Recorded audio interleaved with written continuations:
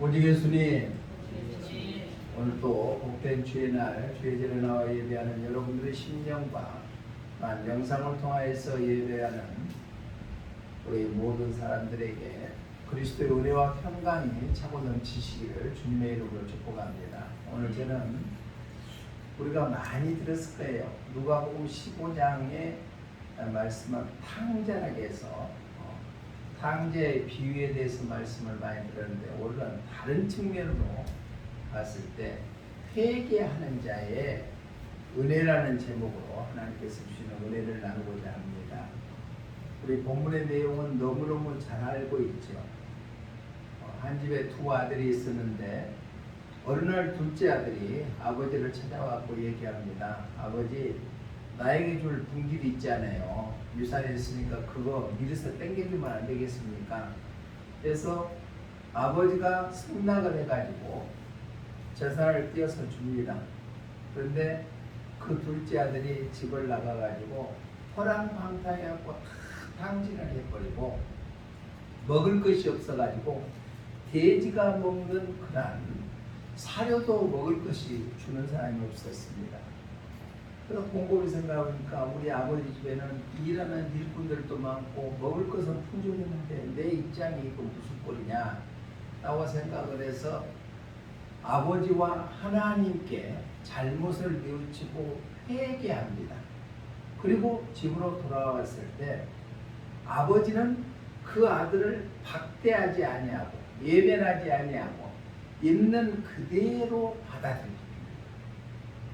이 비유를 통하여서 하나님께서는 천지만물을 창조하시고 인간을 마지막 날에 창조하시고 나서 평안하고 행복한 삶을 살기를 하나님께서는 원하셨는데, 에덴 동산에서 하와와 아담이 하나님의 약속을 어기고 탐심을 해서 범죄함을 해서 하나님과 관계가 완전히 끊어져 버리고 말았습니다. 그러면은 하나님께서 너희들 시험도 잘했다 라고 내버려 두실 수도 있지만은, 하나님께서는 독생성자 예수님을 이 땅에 보내서 십자가에 죽게 하심으로 우리를 죄의 문제를 해결해 주시고 구원해 주시는 분이 하나님이시다. 오늘 집에 돌아오는 둘째 아들을 있는 그대로 받아주는 아버지의 그 심정이 하나님의 마음이지 않겠는가?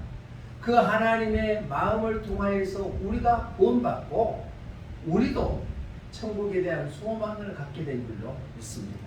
그러면은 우리 주위에 아직 예수님을 알지 못하는 사람들에게도 이 하나님의 마음을 전해서 그들도 우리와 함께 구원받고 천국을 갈 수 있는 길을 열어주는 역할을 해야 되는 것이 먼저 믿는 우리들의 삶인 줄로 믿습니다. 오늘 누가복음 15장에 보면은 1절로 7절의 말씀 보면은 잃은 양의 비유에 대해서 말씀을 합니다. 거기는 99마리 양보다도 한 마리 양을 귀중하게 여기는 그 하나님의 마음. 또 8절로 10절까지 말씀 보면 잃어버린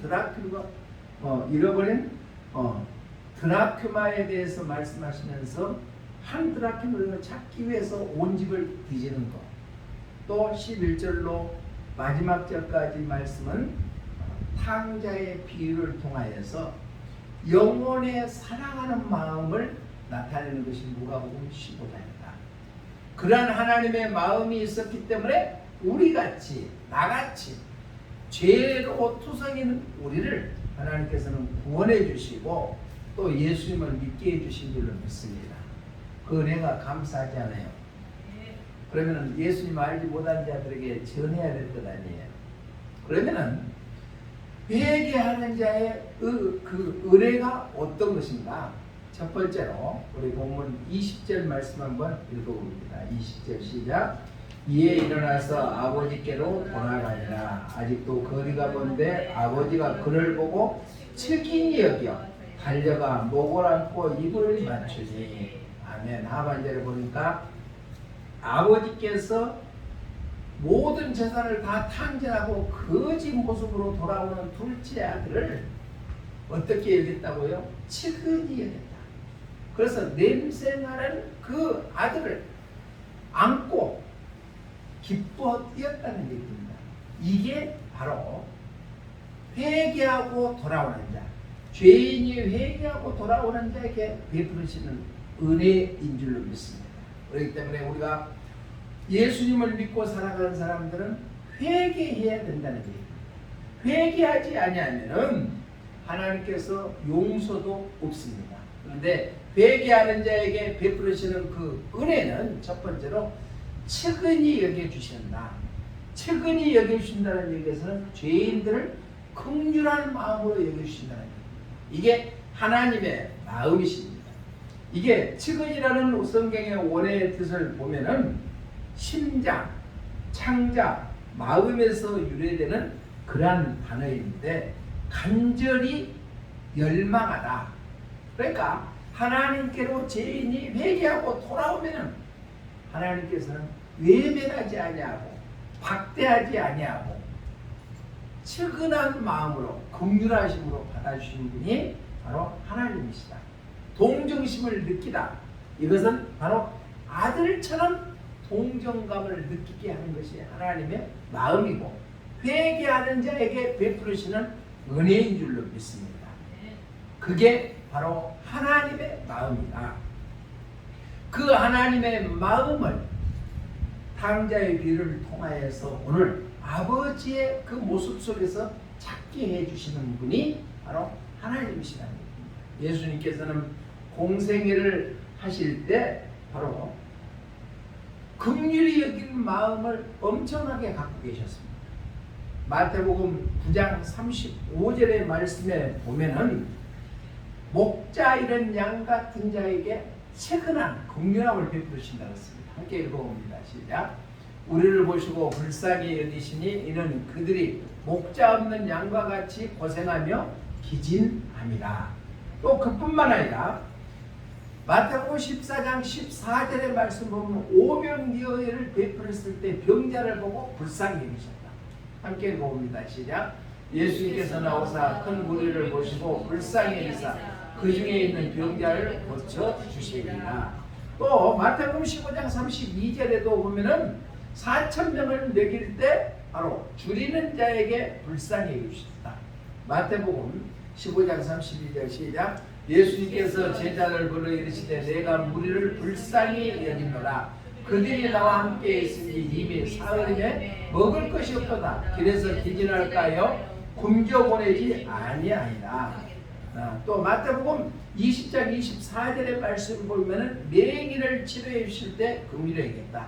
또 누가복음 10장 33절의 말씀 보면 선한 사마리아인이 강도 만났을 때도 그랬다. 누가복음 10장 33절 한번 읽어봅니다. 시작. 어떤 사마리아 사람은 여행하는 중 그를 보고 불쌍히 여겼다. 이렇게 불쌍히 여겼다, 긍휼히 여겼다. 이 말씀은 측은히 여겼다. 똑같은 성경의 원어의 뜻을 나타내고 있다. 그러니까 하나님께서는 아버지가 아들을 책임이 여기는 것처럼 회개하고 죄인이 회개하고 돌아오는 자에게 은혜를 베풀어 주시고 긍휼을 베풀어 주시는 것이다. 찬송가 427장 3절에 보니까 이런 가사가 있습니다. 함께 읽어봅니다. 시작. 긍휼히 여기면 복이 있나니 긍휼히 여김을 받으리라. 그러면 우리도 하나님의 긍휼하심 때문에 우리가 죄인에서 회개하고 돌아와서 하나님의 긍휼함을 받았으니까 우리 주위에 있는 사람들에게 정죄하고 비판할 것이 아니라 그들도 우리에게 긍휼함을 여김을 해주면은 우리에게 긍휼함을 받을 복이 임하게 될 줄로 믿습니다. 우리 회개하고 돌아오는 죄인에게는 하나님의 은혜가 넘치게 해주신데 하나님의 긍휼하심을 여김에 받게 된다. 실존주의자 철학자인 쇼펜하우어는 도덕률에서 긍휼은 모든 도덕률의 기준이다 라고 했습니다. 그러니까 긍휼함이 있어야 도덕적으로도 체계가 접혀져 간다는 거예요. 아일랜드 극작가 조지 버나드 쇼는 긍휼은 비참함의 청소부다. 그러니까 긍휼이 있어야 비참함이 청소해서 깨끗해지는 것처럼 없어진다는 얘기입니다. 긍휼이 모든 사람이 추구해야 될 기준이며 모든 사람을 비참하면서 해결해 주는 것을 의미를 갖고 있습니다. 허랑방탕해 갖고 다 재산을 잃어버리고 돌아오는 아들을 맞이하는 아버지의 불쌍한 마음이 하나님께도 있고 우리가 구원받은 우리들에게도 있음으로 말미암아 우리 주위에 아직도 헤매고 있는 그 영혼들을 향하여 긍휼히 여겨서 그들도 우리와 함께 예수님 믿게 할 수 있는 그러한 길이 열려지시기를 주님의 이름으로 부탁을 드립니다. 죄인이 회개하고 돌아오면은 바로 죄인들에게 긍휼함을 여김을 받는 복이 임한다. 두 번째로 회개하는 자에게는 어떤 복이 있느냐? 첫 번째는 긍휼히 여김을 받는 것이고 두 번째는 예수님의 십자가의 구원하심이 있다. 우리 23절 본문 한번 읽어봅니다. 시작. 그리고 살찐 송아지를 끌어다가 잡으라. 우리가 먹고 즐기자. 그리고 살찐 송아지를 잡고 즐기자. 이 말씀은 죽은 줄만 알았던 둘째 아들이 집으로 돌아왔습니다. 그러니까 아버지는 측은한 마음을 가질 뿐만 아니라 얼마나 기뻤겠어요. 잃어버렸던 아들을 다시 찾게 되었으니까 24절의 말씀은 죽었던 아들이 다시 살아났다고 표현할 정도로 얼마나 아버지 마음이 기쁘겠어요. 기쁜 것이 있어서 살찐 송아지를 잡는 것이지만은 그 이면에는 구원의 십자가의 의미가 있다는 얘기입니다. 왜? 죄의 문제를 해결하기 위해서는 피 흘림이 없으면은 제사함이 없다고 했거든요. 그러니까 십자가가 아니면은 구원의 역사가 이루어지지 않는다. 여기서 살찐 송아지를 잡은다는 것은 죽음을 의미하거든요. 그러니까 죽여야만 잡죠. 그런데 거기에 더 나아가서는 바로 희생으로 제물을 드리다라는 의미가 나타나고 있습니다. 그러니까 예수님의 십자가의 구원이 있게 되는 것이 회개하는 자에게 주시는 은혜라는 것입니다. 우리는 죄인이 회개하고 돌아오면은 십자가로 말미암아 오는 구원의 역사가 이루어지게 된 줄로 믿습니다. 우리 하나님은 우리를 구원하기 위하여 자기 아들을 아낌없이 내어주셨다는 얘기입니다. 그래서 침례 요한은 예수님이 이 땅에 와서 오는 것을 예비하기 위해서 태어난 사람이죠. 그가 이렇게 고백했습니다. 요한복음 1장 29절에 보면은 세상 죄를 짊어지고 가는 어린 양이라고 표현했습니다. 우리 요한복음 1장 29절 한번 읽어봅니다. 시작. 이튿날 요한이 예수께서 자기에게 나아오심을 보고 이르되 보라 세상 죄를 지고 가는 하나님의 어린 양이로다. 세상 죄를 지고 가는 하나님의 어린 양이라고 예수님 표현하고 예수님께서는 직접 자기를 대속물로 내어줬다고 마가복음 10장 45절에서 표현하고 있습니다. 우리 함께 읽어봅니다. 시작. 인자가 온 것은 섬김을 받으려 함이 아니라 도리어 섬기려 하고 자기 목숨을 많은 사람의 대속물로 주려 합니다. 그러니까 대속물로 준다는 것은 자기의 죽음으로 인해서 많은 사람들을 살리게 해주시겠다는 얘기입니다. 베드로 사도도 십자가가 없으면 구원이 없다. 베드로전서 1장 18절로 19절에서 이렇게 말씀하고 있습니다. 시작. 너희가 알거니와 너희 조상이 불른 대속물을 받은 것은 은이나 금같이 없어질 거로 된 것이 아니요 오직 흠없고 적없는 어린 양 같은 그리스도의 보배로 피로 된 것이다. 그러니까 구원은 어린 양 예수님의 피로 말미암아 구원에 이르게 됐다는 것입니다. 찬송가 260장 1절에 보면은 우리 죄를 구하시려 주 예수 십자가 지셨으니 기쁘게 부르시되 할렐루야 나 구원 얻었네.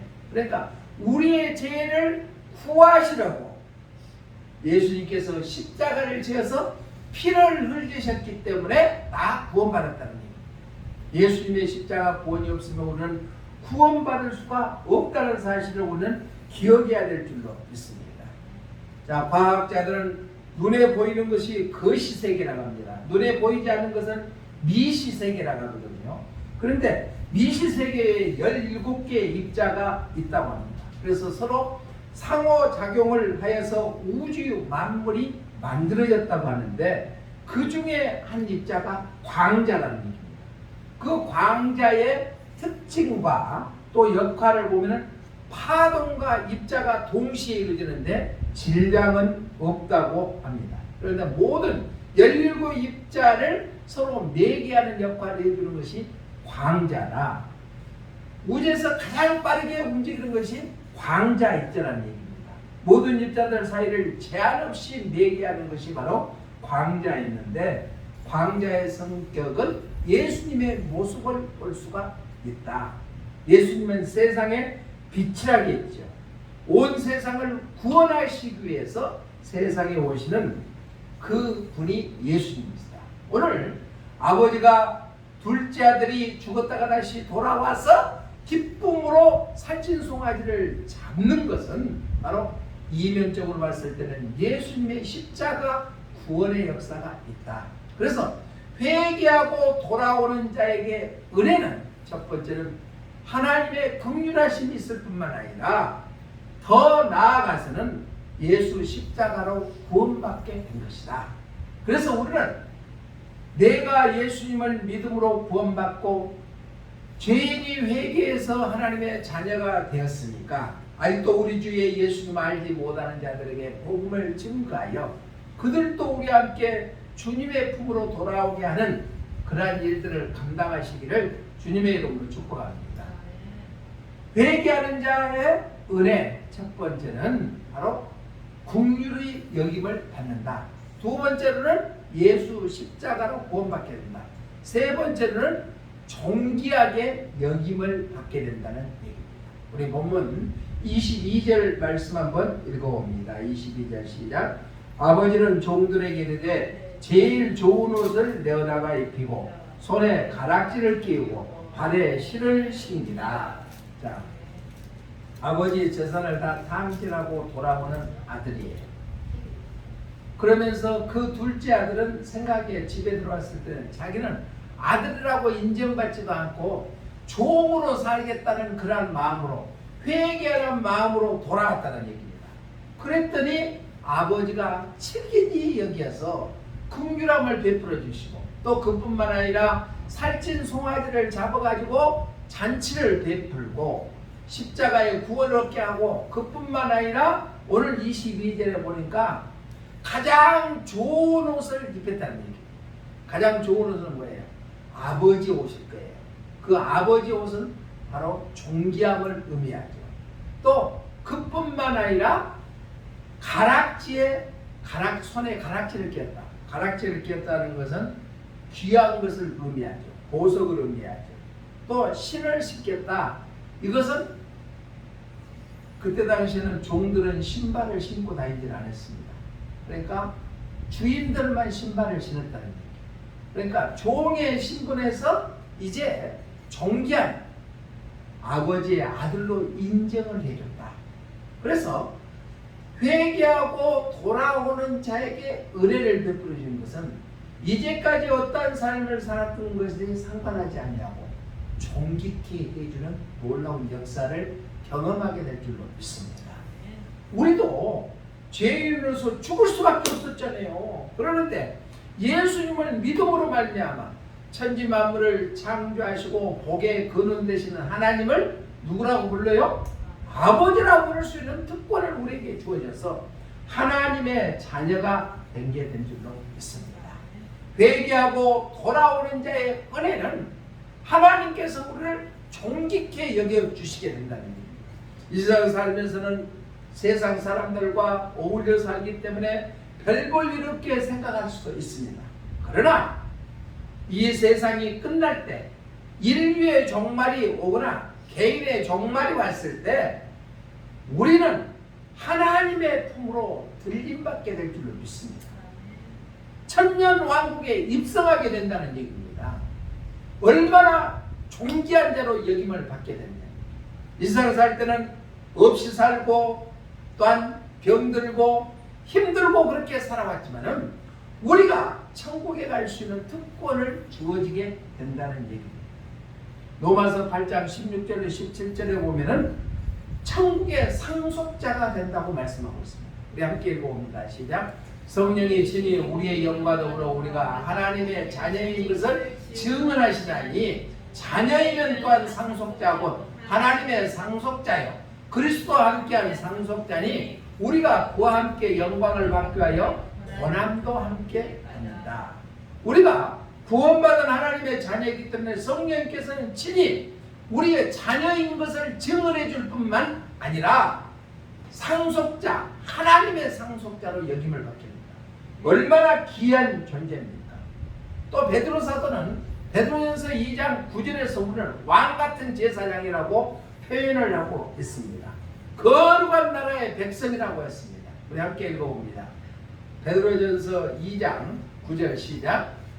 그러나 너희는 택하신 족속이요 왕같은 제사장들이요 거룩한 나라요 그의 소유가 된 백성이니 이는 너희를 어두운 데서 불러 내가 그의 기이한 대로 인도해 주신다. 그러니까 우리는 택하신 족속이 왕같은 제사장이요 거룩한 나라요 또 하나님의 소유된 백성이라는 얘기. 내가 좀 힘들고 어렵고 고달픕니까? 남에게 무시당한다고 포기하고 삽니까? 우리는 구원받은 하나님의 자녀이기 때문에 택한 족속이요 거룩한 백성이요 하나님의 소유가 된 백성이라는 사실을 갖고 자존심을 갖고 살아가시기를 주님의 이름으로 축복합니다. 이렇게 존귀케 해 주신다는 얘기입니다. 신분을 완전히 회복시켜 준다. 회개하는 자에게 은혜는 바로 존귀케 해 주신다는 약속의 말씀입니다. 우리가 계시록을 자주 보죠. 계시록에 우리가 장착할 천국에 대해서 기록되어 있는데 계시록 21장, 22장은 장착할 천국에 대해서 우리에게 20장부터 말씀을 해주고 있습니다. 우리 21장 11절 또 18절 21절 한번 읽어봅니다. 잘 안 보이죠? 함께 읽어봅니다. 시작. 하나님의 영광이 있어 그 성의 빛이 지극히 귀한 보석 같고 벽옥과 수정같이 맞더라. 그 성곽은 벽옥으로 쌓였고 그 성은 정금인데 맑은 유리 같더라. 다섯째는 홍마요 여섯째는 홍보석이요 일곱째는 황옥이요 여덟째는 농욕이요 아홉번째는 다망옥이요 열째는 비치옥이요 열할째는 천옥이요 열둘째는 자수정이다. 우리가 이 세상에서 보지 못하는 그 빛에 보지 못하는 그러한 보석이 깔려있는 데가 우리가 장착해야 될 천국인 줄로 믿습니다. 이 세상에 어느 궁전이라 할지라도 이렇게 화려할 수는 없다는 얘기입니다. 우리가 장착해야 될 천국의 모습입니다. 우리는 왕같은 제사장으로 불러졌고 하나님의 택하는 백성이고 또 하나님의 소유된 백성이라는 사실을 우리는 기억해서 오늘 탕자가 집을 나갔다가 회개하고 돌아왔더니 완전히 아버지로부터 긍휼함을 받고 또 그뿐만 아니라 예수 십자가의 구원을 얻게 되고 존귀하게 여기는 것처럼 우리도 그러한 삶을 살 뿐만 아니라 아까 영상을 통하여서 보는 것처럼 우리는 세상에 조그만 이익을 위해서 그 손을 붙잡고 삽니까? 아니면 나의 생명 대신 예수님의 손을 붙잡고 삽니까? 우리는 손만 놔버리면 나락의 뜰로 떨어져서 죽음을 맞이할 수밖에 없다는 얘기입니다. 그렇기 때문에 우리는 하나님의 은혜로 말미암아 내가 구원받아서 회개하고 은혜를 체험하는 삶을 살았기 때문에 아직도 우리 주위에서 예수님을 알지 못하는 자들에게 복음을 증가하여 그들도 다시 새 생명을 얻을 수 있도록 하는 것이 우리의 사명인 줄로 믿습니다. 오늘 회개하는 자, 죄인이 돌아와서 회개하는 자에게 주시는 그 은혜를 탕자의 비를 통해서 우리에게 주시는 은혜를 받아들이고 아직도 예수님을 알지 못하는 자들에게 틈만 남은 증가하여 그들도 우리와 함께 천국을 소유할 수 있도록 하는 그런 그리스도인의 삶이 되시기를 주님의 이름으로 축복합니다. 네. 기도하겠습니다. 고마우신 하나님 감사합니다. 오늘은 탕자의 비유를 통하여서 회개하는 자에게 주시는 은혜라는 제목으로 함께 은혜를 나누었습니다. 아버지가 집 나간 탕자가 돌아왔을 때 측은한 마음을 갖는 것처럼 긍휼하심이 있기 때문에 우리가 구원받게 된 줄로 믿습니다. 살찐 송아지를 잡아서 잔치를 배설하는 것처럼 예수 십자가로 말미암아 우리는 구원받게 된 줄로 믿습니다. 그뿐만 아니라 좋은 옷을 입히고 손에 가락지를 끼우고 신발을 신겨주는 것처럼 우리를 존귀케 해주시는 것이 회개하고 돌아오는 자의 은혜인 줄로 믿습니다. 그 은혜로 말미암아 우리도 구원받았사오니 아직도 우리 주위에 예수님을 알지 못하는 자들에게 복음을 증가하여 그들도 우리와 함께 천국 가는 복된 삶이 될 수 있도록 은혜 위에 은혜를 덧입혀 주시옵소서. 예수 그리스도 이름으로 기도드리옵나이다. 아멘.